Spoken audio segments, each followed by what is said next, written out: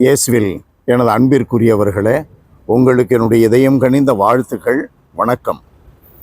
அன்பானவர்களே, இன்றைய ஞாயிற்றுக்கிழமை தூய நற்செய்தி பகுதி மத்தேயு நற்செய்தி 15வது அதிகாரம் 21 28 முடிய. இயேசு தீர் சீதோன் ஆகிய பகுதிகளை நோக்கி சென்றார்.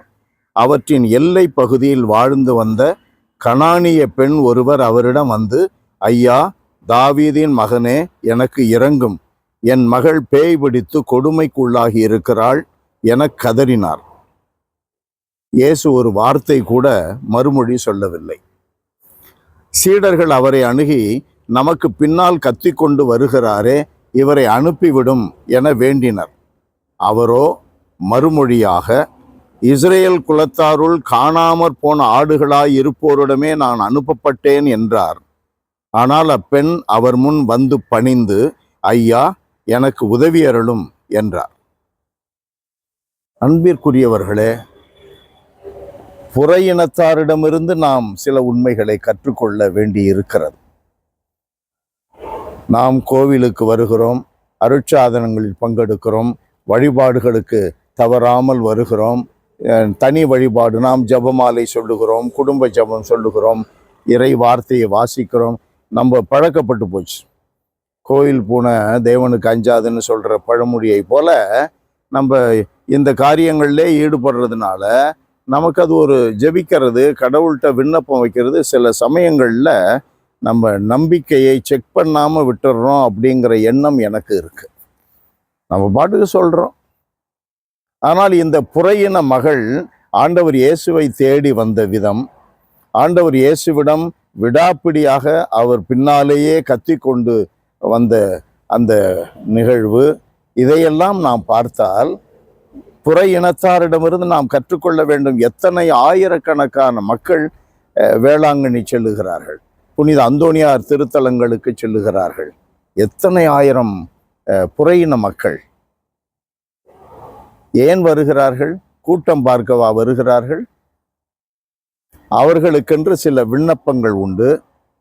நம்ம ஜெபிக்கிறதை விட மிகுந்த நம்பிக்கையோடு ஜெபிக்கிறார்கள். அவர்களுக்கு புதுமை நிகழ்கிறது. இந்த பெண்ணை பாருங்கள், கத்திக்கொண்டே வந்தாள்.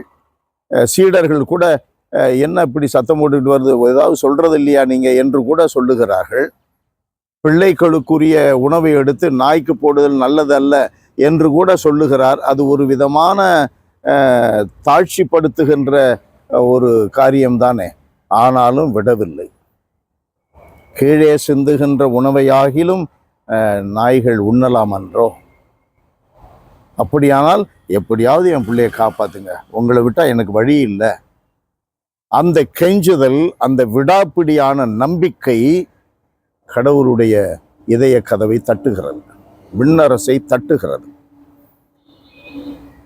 அன்பிற்குரியவர்களே, நம்ம மறைநூலில் வாசிக்கிறோம், விண்ணரசு இந்த நாட்களில் பலவந்தத்திற்கு உள்ளாகி உள்ளது. பலவந்தப்படுத்துவோர் உரிமையாக்கி கொள்ளுகின்றனர். அப்படின்னா என்ன?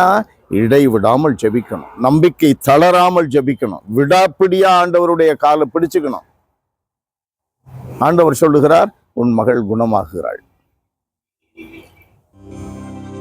அன்பான எங்கள் தகப்பனே, உம்மை போற்றி புகழுகிறோம், வாழ்த்தி வணங்குகிறோம், தாழ்மையோடு ஆராதிக்கிறோம். கடவுளே, எங்களுடைய வாழ்விலே, அன்றாட வாழ்விலே நாங்கள் பல்வேறு பொது தனி வழிபாட்டில் பங்கெடுத்தாலும் கூட உம்மிடம் ஜெபிக்கின்ற வேளையில் இன்றைய நற்செய்தி வெளிச்சத்தில் எங்களை ஆய்ந்து பார்த்தால் எங்களிடம் எதிர்பார்க்கப்படுகின்ற நம்பிக்கை இல்லை என்பதை நாங்கள் உணர்ந்து கொள்கிறோம். ஆண்டவரே, மன்னிப்பு கேட்டுக்கொள்கிறோம்.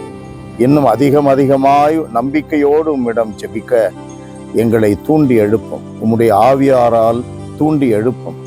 இன்னும் அதிக நம்பிக்கையோடு ஜெபிப்பது மட்டுமல்ல, விடாப்பிடியாய் உம்மிடம் ஜெபிக்க எங்களுக்கு கற்றுத்தார்.